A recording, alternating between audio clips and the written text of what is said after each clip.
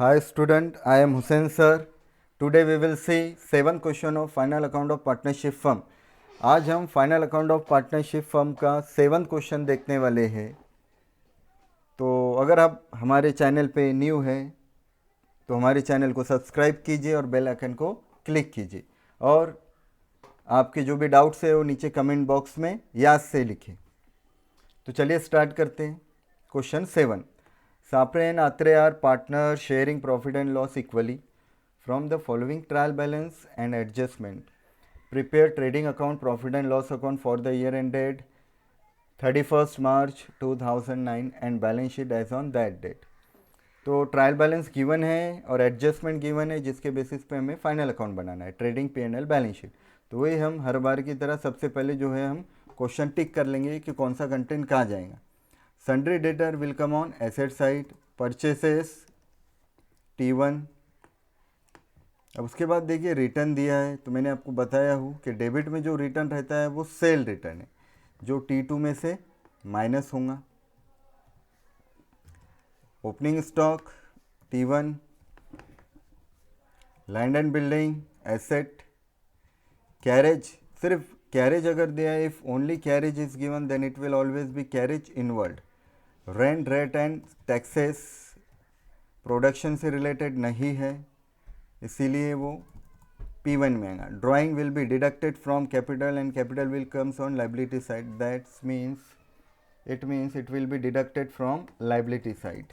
Salaries related to office P1, bad debt P1, machinery asset. अब देखिए machine से related एक हिडन एडजस्टमेंट है, यहाँ पे आपको ध्यान देना है। अगर कोई भी कंटेंट के ब्रैकेट में कोई इन्फॉर्मेशन है तो समझिए कि उससे रिलेटेड कोई ना कोई हिडन एडजस्टमेंट है। मशीन दिया है 25,000 का और एडिशन लिखा है ऑन 1 अक्टूबर 2018 रुपीज़ टू 10,000। तो ये एडजस्टमेंट को आप समझ लीजिए। सबसे इम्पॉर्टेंट आपको यहाँ पे एडजस्टमेंट समझना है कि एक्चुअली यहाँ पे हो क्या रहा है। यहाँ 25,000 आपको ट्रायल बैलेंस में मशीन तो दिख रही है, लेकिन ये 25,000 में से 10,000 का जो पार्ट्स है वो 1 अक्टूबर को ऐड किया गया है, मतलब कि परचेज किया गया है। अब ये एडजस्टमेंट देने का क्या कारण है, किससे रिलेटेड है? ये एडजस्टमेंट होती है डेप्रिसिएशन से रिलेटेड। जब भी हम डेप्रिसिएशन लगाएंगे, अब आपको ध्यान देना है कि जो 1 अक्टूबर से 10,000 का टुकड़ा आपने ख़रीदा है, ये 10,000 के पार्ट्स पे 1 अक्टूबर से डेप्रिसिएशन लगेगा मार्च तक, और मार्च तक होते हैं 6 महीने। तो डेप्रिसिएशन की एडजस्टमेंट डेफिनेटली मशीन से रिलेटेड गिवन होंगी। तो आपको इस तरह उस पर डेप्रिसिएशन अलग अलग करके निकालना है कि 10,000 के पार्ट्स पे जो है 6 महीने का आएगा, और बचे हुआ जो अब 15,000 बचेगा उस पर पूरे 12 मंथ का लगाएंगे हम। तो यहाँ 25,000 के दो पार्ट्स करेंगे, 10,000 का सेपरेट और 25,000 का सेपरेट आएगा। तो ये आप याद रखें, इसलिए हम इसको कलर कर लेते हैं, स्टार कर लीजिए आप इसको। तो ये 25,000 एसेट में आएंगे, ठीक है। लेकिन डेप्रिसिएशन जब माइनस होगा या P1 में जब हम लेंगे डेप्रिसिएशन, तो याद रखिए 10,000 पे 6 मंथ का लेना है और रिमेनिंग 15,000 पे 12 मंथ का, और टोटल करके जो डेप्रिसिएशन आएंगे वो P1 में लेंगे और एसेट में से माइनस करेंगे आप। एडवर्टाइजमेंट खर्चा है P1। प्रोविडेंट फंड इन्वेस्टमेंट दिया है, देखिए इन्वेस्टमेंट ये अपने लिए एसेट है, इसलिए एसेट में ऐड हो जाएगा, ए करके आएगा, ठीक। अब बहुत से स्टूडेंट यहाँ कंफ्यूज होते हैं कि प्रोविडेंट फंड इन्वेस्टमेंट, हमने पीएफ में पैसा इन्वेस्ट किया है, वो प्रोविडेंट फंड इन्वेस्टमेंट है, इसलिए वो एसेट में आएगा। अब इसी तरह हम क्रेडिट के कंटेंट भी टिक कर लेंगे। Cell T2, sundry creditor liability में आएगा ये।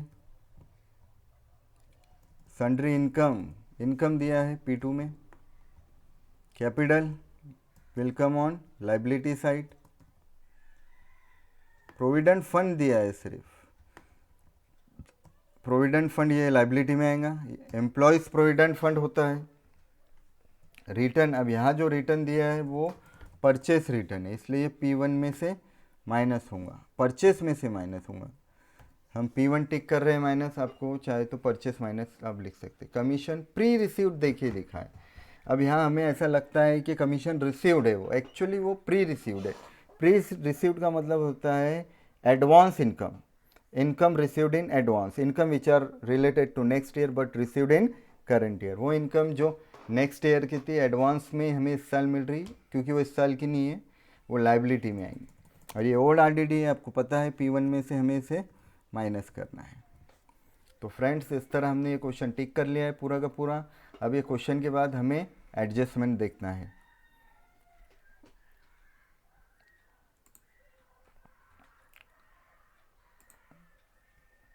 ये एडजस्टमेंट है फ्रेंड्स, और सारे ट्रायल बैलेंस के कंटेंट की एक ही एंट्री आती है, आपको पता है। और एडजस्टमेंट के कंटेंट की हमें याद से 2 ट्रीटमेंट लेनी है, 2 एंट्री लेनी है कंपलसरी। तो चलिए एडजस्टमेंट 1 बाय 1 हम देखते हैं अभी। फ्रेंड्स ये है एडजस्टमेंट क्वेश्चन की, तो इसको हमें टिक कर लेना है सेम कंटेंट की तरह। क्लोजिंग स्टॉक की पहली एंट्री T2 में आएंगी और दूसरी एसेट में। Depreciate land and building at the rate 5% and machinery 10%। Depreciation is treated as expenditure, non monetary expenditure P1 में आएगा। And second entry will be deducted from asset side, और सेकंड एंट्री वो asset में से minus करेंगे। Create provision for bad debt and doubtful debt 5% on debtor and write off 1000 for bad debt. देखिए 2 अलग अलग एडजस्टमेंट है। ये right off 1000 for bad date जो है वो लिखा गया है, तो ये 1000 ऐसे है जो अब डेटर से मिलने वाले है ही नहीं, इसकी कोई गुंजाइश नहीं है, इसलिए हम उसको राइट ऑफ कर रहे हैं। तो it will also treated as expenditure, P1 में आएगा। बैड डेट की पहली एंट्री P1 में आएंगी और दूसरी एंट्री इसकी डेटर में से माइनस होंगी। डेटर एसेट में, वो डेटर में से इसको हम माइनस करेंगे। अब RDD की भी पहली एंट्री P1 में जाएंगी और सेम इसको इसी तरह हमें डेटर में से माइनस करना है।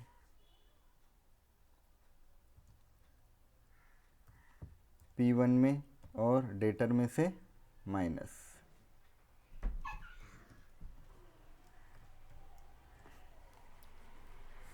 Goods worth ₹3000 were sold but no entry made in the books of account. देखिए ये गुड्स सेल किए थे हमने साल के एंड में, लेकिन उसकी एंट्री हमने रिकॉर्ड नहीं की।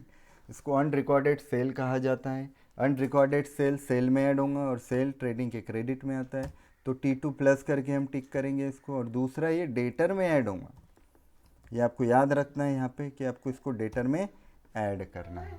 और आपको यहाँ पे ये बात ध्यान में रखनी है कि सबसे पहले डेटर में जो है आपको ये एडजस्टमेंट की ट्रीटमेंट लेनी है।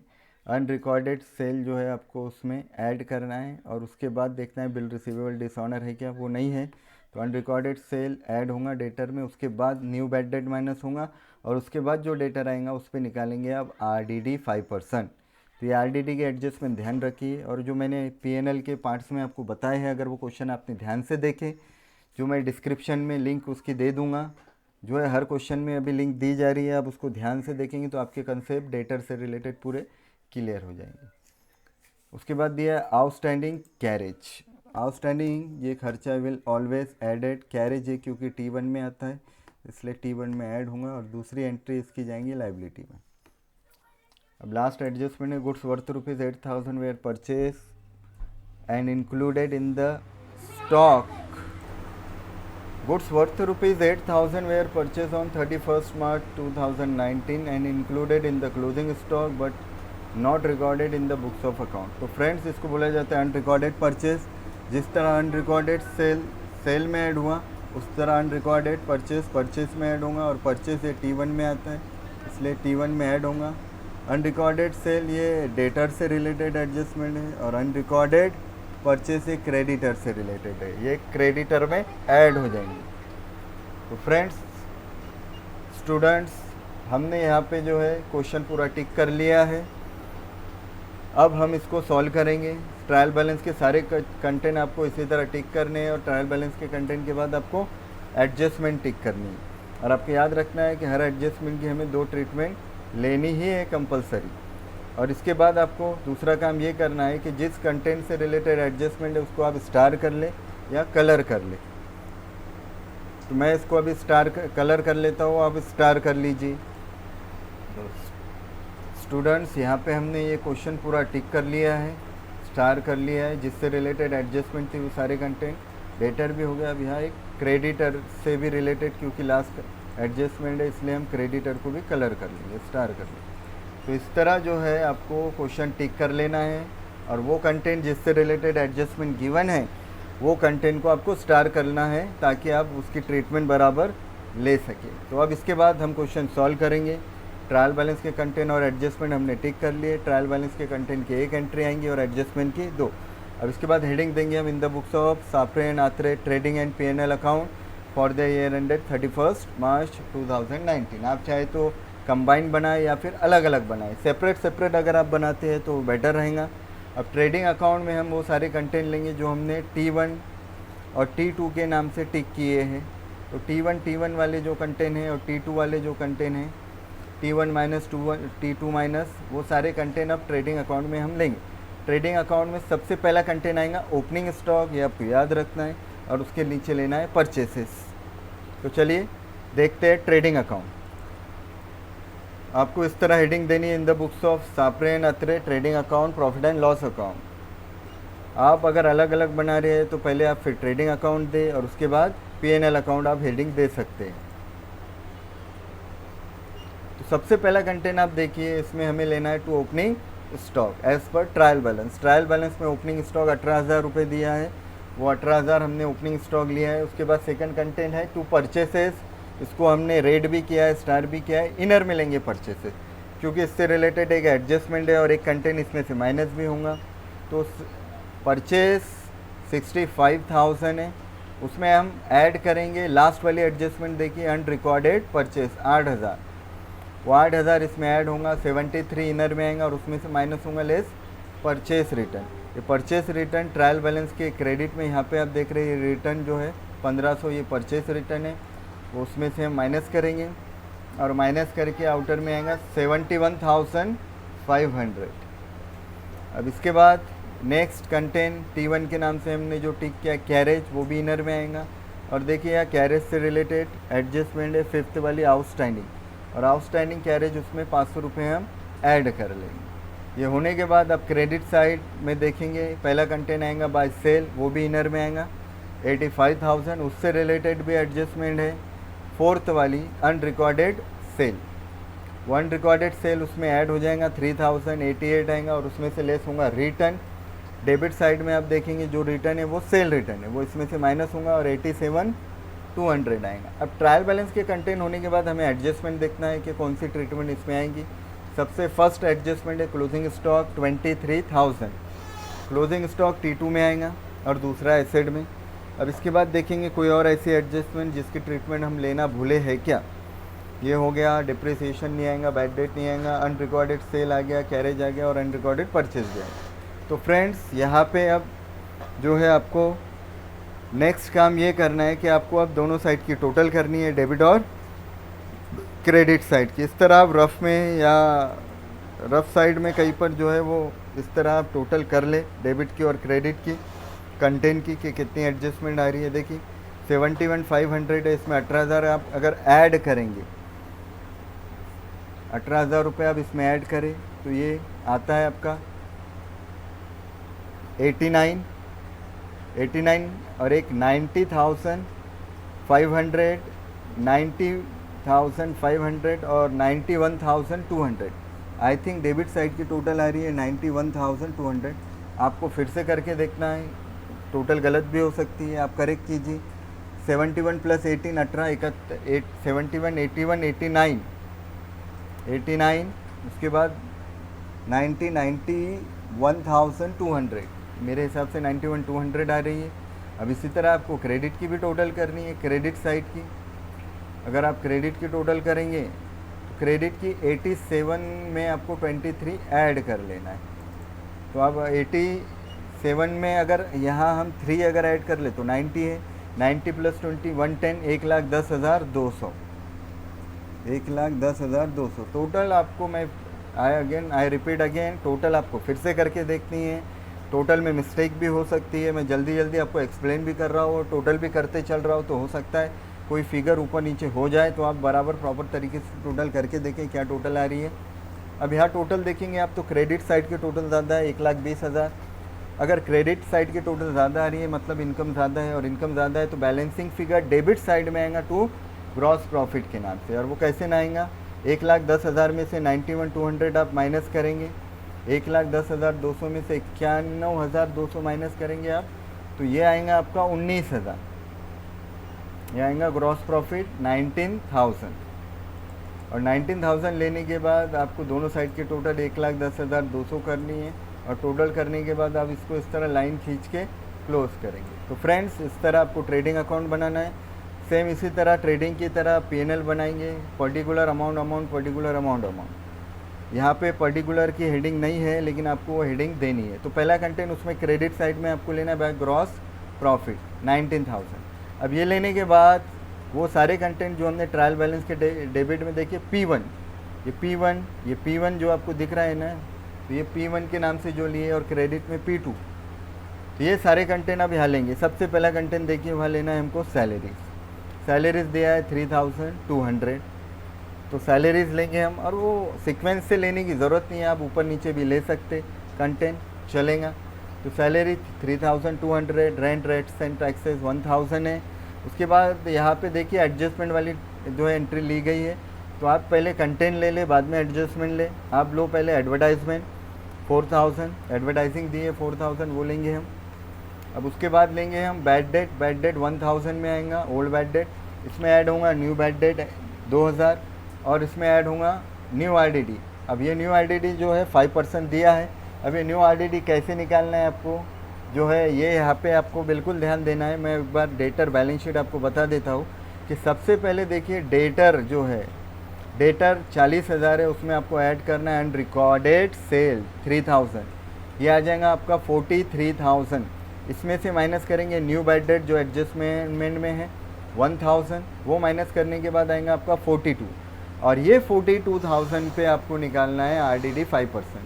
तो ये 5% RDD आपका निकलेगा 42,000 पे, जो कि आएगा आपका 2,100 ये आपका आएगा 42,000 पे। तो इस तरह आपको निकालना है। और 2,100 जो है सेम आप लेंगे P1 में जो है आपको सेम ये अमाउंट लेनी है, वहाँ निकालने की ज़रूरत ही नहीं है, आपको कोई टेंशन नहीं है, आपको डायरेक्ट वो एंट्री लेनी है वहाँ पे आउटर साइड में। तो हम डायरेक्ट एंट्री लेते हैं। अभी वहाँ 2,100 आएगा। अभी तीनों की टोटल इनर में आएंगी 4,100, और इसमें से माइनस होगा ओल्ड RDD। ये ट्रायल बैलेंस के क्रेडिट में आप देखिए यहाँ RDD जो हमने टिक किया P1 माइनस 400, ये आपको इसमें से माइनस करना है। ये माइनस करके आउटर में आएगा आपका 3,700। अब ये लेने के बाद ट्रायल बैलेंस के डेबिट के कंटेंट के बाद क्रेडिट में एक कंटेंट है सन्ड्री इनकम, वो P2 में आएगा। अब उसके बाद हमें देखना है एडजस्टमेंट के कौन से एडजस्टमेंट हम भूले हैं क्या।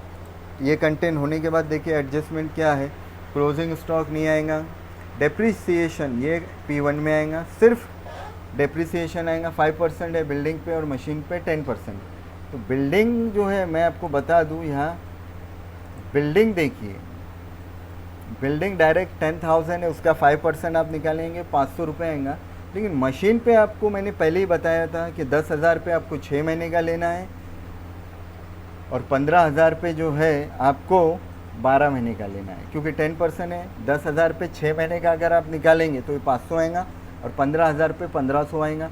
या इस तरह आप डिप्रिसिएशन अगर निकालेंगे तो देखिए मशीनरी पे 1,500 प्लस 500 दोनों मिला के 2,000 आएगा प्लांट एंड मशीनरी पे, और लैंड एंड बिल्डिंग पे 500 रुपये डायरेक्ट। तो इस तरह 2,500 रुपये आप ये निकालेंगे डिप्रिसिएशन। तो फ्रेंड्स इस तरह आपको क्या करना है, जो कंटेंट है पहले ट्रायल बैलेंस के डेबिट के लेने हैं, उसके बाद क्रेडिट के, फिर एडजस्टमेंट की ट्रीटमेंट आपको प्रॉपर तरीके से लेनी है। ये डेप्रिसिएशन वाली एडजस्टमेंट इंपॉर्टेंट है यहाँ पे, इसको आप ध्यान में रखें और प्रॉपर तरीके से इसकी एंट्री लें। और फ्रेंड्स ये होने के बाद आप टोटल करेंगे, क्रेडिट की टोटल आएंगी 21,000, और डेबिट की टोटल आप करें तो डेबिट की टोटल आप निकाल सकते हैं यहाँ पे जो है 3,000 और एक 4,000, 4,000 2 6, 6 और 3 9, 9 और 4 10, 13,000। 13,000 के बाद अब ये जो हमने फिगर छोड़ी थी वो ले लेते हैं हम, 13,700, 13,900, 14,400। 14,400 ये डेबिट की टोटल आएंगी। तो 21 में से 14,400 माइनस करेंगे, जो बैलेंसिंग फिगर आएगा उसको आप लिखेंगे net profit. Transfer to capital के नाम से, और वो आएगा 6,600। ये आपका बैलेंसिंग फिगर नेट प्रॉफिट आएगा 6,600, जिसको आपको पार्टनर में इक्वली बांटना है 3,300 3,300। तो इस तरह फ्रेंड्स स्टूडेंट आप ये बांटेंगे, डिस्ट्रीब्यूट करेंगे, और इसके बाद ये इस तरह आपको P&L अकाउंट बनाना है। तो P&L अकाउंट होने के बाद अब इसके बाद हम देखेंगे एडजस्टमेंट। तो एडजस्टमेंट में पहला कंटेंट आपको लेना है लाइबिलिटी में कैपिटल। तो सापरे का पहले कैपिटल है 35,000, उसमें उसका नेट प्रॉफिट ऐड होगा और उसकी ड्राइंग माइनस होंगी, तो ये प्लस माइनस करके आउटर में 35,300। उसी तरह आत्रे का भी 35 है, नेट प्रॉफिट 3,300 है, लेकिन उसकी ड्राइंग 2,000 है, ये प्लस माइनस करके आउटर में आएगा 36,300। उसके बाद अब ट्रायल बैलेंस के क्रेडिट के कंटेंट हम देखेंगे। ट्रायल बैलेंस के क्रेडिट में कौन से कंटेंट है जो लाइबिलिटी में आते हैं, तो देखेंगे आप वहाँ पे प्रोविडेंट फंड 10,000 रुपये, 10,000। क्रेडिटर इनर में आएगा 23, क्योंकि इससे रिलेटेड एडजस्टमेंट है अनरिकॉर्डेड सेल। अनरिकॉर्डेड सेल इसमें ऐड हो जाएगा 31,000। और उसके बाद लिखा है commission received in advance, pre received commission, ये भी लाइबिलिटी में आएगा। अब ये लेने के बाद एडजस्टमेंट में आउटस्टैंडिंग एक्सपेंसेस एक दिया है कैरेज, वो कैरेज आपको लेना है। तो पहले ट्रायल बैलेंस के क्रेडिट के कंटेंट जो हमने लाइबिलिटी एल करके टिक किए वो पूरे लेंगे, और उसके बाद एडजस्टमेंट, वो एडजस्टमेंट जो लाइबिलिटी में आती है वो लेंगे। और ये होने के बाद अब ट्रायल बैलेंस के डेबिट में जो एसेट वाले कंटेंट है वो लेना है। Land and building 10,000 less depreciation 500, 9,500। देखिए प्लांट एंड मशीनरी 25 है, उस पर डायरेक्ट आप डेप्रिसिएशन ले सकते हैं 2,000। देखिए अब यहाँ 10% दिया है और 25,000 दिख रहा है, आप देखेंगे तो 2,500 है, क्योंकि मैंने आपको बताया हूँ कि 15,000 रुपये अलग, 10,000 रुपये अलग निकालना है। 10,000 रुपये सिर्फ 6 महीने का, वो दोनों मिला के 2,000 आपको लेना है, तो आउटर में 23,000। सन्ड्री डेटर 40 है, इसमें पहले ऐड होगा अनरिकॉर्डेड सेल 43 आएगा इनर में, और लेस होगा न्यू बैड डेट 1,000, फिर आएगा 42, और ये 42 पे माइनस होगा RDD 42,000 पे। 42 पे निकालेंगे RDD 5%, ये RDD 5% आएगा 42 पे 2,100 आएगा, और ये माइनस करके आउटर में निकालेंगे आप 39,900। अब इसके बाद 39,900 के बाद आप लेंगे क्लोजिंग स्टॉक, ये सबसे लास्ट में। क्लोजिंग स्टॉक के पहले एक कंटेंट है और है, एक कंटेंट आपको याद से लेना है, और वो है आपका प्रोविडेंट फंड इन्वेस्टमेंट, एसेट में आएगा। अब ये कंटेंट लेने के बाद आपको देखना है कि एडजस्टमेंट का कोई ऐसा कंटेंट है क्या कि हम उसकी ट्रीटमेंट लेना भूल गए, कोई ऐसा कंटेंट है क्या कि हम उसकी ट्रीटमेंट लेना भूल गए। अगर है तो आपको वो कंटेंट की ट्रीटमेंट पहले लेनी पड़ेगी। तो एडजस्टमेंट अगर आप देखेंगे तो पहली एडजस्टमेंट है क्लोजिंग स्टॉक, तो T2 में आई, दूसरी आएंगी एसेट साइड में। उसके बाद सेकंड जो थी एडजस्टमेंट हम देख लेते हैं। सेकंड एडजस्टमेंट, एक बार सारी एडजस्टमेंट आप ध्यान से देख ले, कोई छूटी तो नहीं। डेप्रिसिएशन भी ले चुके, बैड डेट और RDD भी ले चुके, अनरिकॉर्डेड सेल भी आ गया, आउटस्टैंडिंग कैरेज भी आ गया, और अनरिकॉर्डेड परचेज भी आ गया। तो फ्रेंड्स ये सारी एडजस्टमेंट आपने ले चुकी है एसेट में। अब ये लेने के बाद हमें डायरेक्ट टोटल करनी है एसेट साइड।